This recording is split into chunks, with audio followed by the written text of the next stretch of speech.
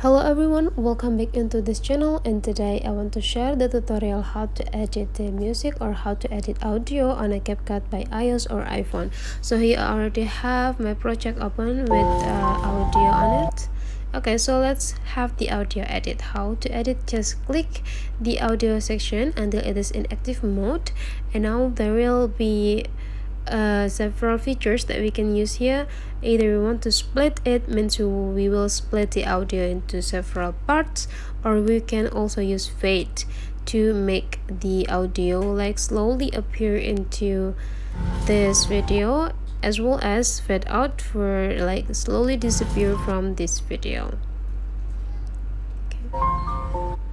Okay, so after we already adjusting the fade of the music, we still can do several editing. For example, like voice effects, we can do the voice effects. Then the Capcut already like provides several effects that we can use here.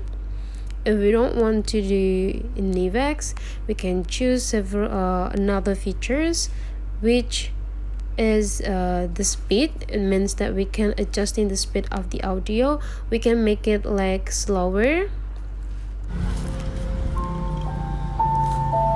Okay, we also can make it like faster. Okay, after we finished with editing the video, we can just like